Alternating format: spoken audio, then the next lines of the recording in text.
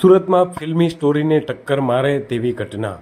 Courier કંપનીમાં કામ કરતા 3 લોકોએ લાખો રૂપિયાના મુદ્દામાલની ચોરી કર્યા બાદ ઓફિસને સળગાવી. સુરતના ઉધના પોલીસ સ્ટેશન હદ વિસ્તારમાં પાંડેસરાની દક્ષેશ્વર મંદિર નજીક આવેલી રિદ્ધિ સિદ્ધિ ઇન્ડસ્ટ્રીયલ સોસાયટીમાં બ્લુ ડાર્ટ એક્સપ્રેસ લિમિટેડ નામની કંપનીમાં 3 જૂન 2024ના રોજ આગની ઘટના બની હતી. આ ઘટનાને લઈને ઉધના પોલીસ દ્વારા જાણવાતો દાખલ પણ કરવામાં આવી હતી. ત્યારબાદ પોલીસની ટીમ કુરિયરની ઓફિસ પર તપાસ કરવા માટે પહોંચી હતી. ત્યારે પોલીસને કેટલીક બાબતો પર શંકા ગઈ હતી. ઓફિસમાં રહેલા ડ્રોવરના ખાનાના લોક તૂટેલા જણાયા હતા. ત્યારબાદ પોલીસે આ સમગ્ર મામલે કંપનીના સિક્યુરિટી તરીકે કામ કરતા ગોપાલ રાવની પૂછપરછ પણ કરી હતી.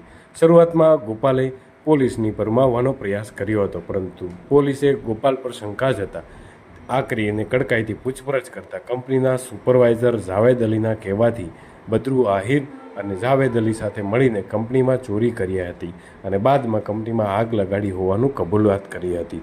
આ સમગ્ર મામલે ઉધના પોલીસ દ્વારા કંપનીમાં સિક્યુરિટી તરીકે કામ કરતા ગોપાલ રાવ, કંપનીમાં 2 દિવસ પહેલાં જ સિક્યુરિટી ગાર્ડ તરીકે નોકરીએ લાગેલા બદરુ આહિર તેમજ કંપનીમાં સુપરવાઇઝર તરીકે રહેલા જાહેદ અલી સૈયદની ધરપકડ કરી હતી અને આ ત્રણેય આરોપીઓ પાસેથી 35,51,920 રૂપિયાનો મુદ્દામાલ કબજે કર્યો હતો. Okay sir. Udhna police station વિસ્તારમાં બ્લુ ડાર્ટ નામની કંપની કે જે ઉધનામાં એક શોપિંગ સેન્ટર પાસે આવેલી છે, ત્યાં આગ જાણવા જોગની ફરિયાદ નોંધવામાં આવી હતી, જે 3 તારીખનો બનાવ છે. ત્યારબાદ પોલીસે જે ઉધનાની સર્વેલન્સ ટીમ છે, આ ઉપરાંત જે ઇન્વેસ્ટિગેશન ઓફિસર છે અને ઉધનાના બંને પીઆઈ છે, આ સ્થળની વિઝિટ કરે છે. આ સ્થળની વિઝિટ કરતાં પોલીસને થોડીક શંકા જાય છે, કેમ કે જે રીતના આગનો બનાવ બને છે અને જે રીતના ઘટના આ લોકોએ વર્ણવી હતી અને સ્થળ ઉપર જે પરિસ્થિતિ હતી, આ તમામમાં થોડુંક વિરોધાભાસ પોલીસને જણાય છે, જેથી પોલીસ વધુ ઊંડાણપૂર્વક આમાં તપાસ કરે છે. તપાસ કરતાં કેટલીક બાબતો સામે આવે છે અને પોલીસને એવું ખ્યાલ આવે છે કે આ સમગ્ર ઘટનામાં આગ લાગવાનો બનાવ એ બનાવી અને ઉપજાવી કાઢેલો બનાવ જણાય છે અને હકીકતમાં ત્યાં એક ઘરફોડ ચોરીનું પૂરેપૂરું એક યોજનાબદ્ધ કામકાજ કરવામાં આવ્યું હતું અને એ આધારે અમે કેટલાક પુરાવાઓ પણ મેળવ્યા હતા.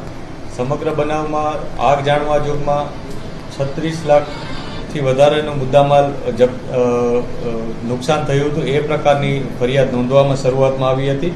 પરંતુ જ્યારે અમને ખબર પડી કે આ મુદ્દામાલ કોઈ પણ જાતનું આગમાં નુકસાન થયું નથી, પરંતુ એની ચોરી થઈ હતી, પોલીસે આ બાબતે આમાં જે મુખ્ય આરોપીઓ છે, જેમાં 3 વ્યક્તિઓ સામેલ છે, એકનું નામ ગોપાલ રાવ વાસુદેવ રાવ બની સિટી છે, એકનું નામ બદરુ મગરુભાઈ ભૂકણ છે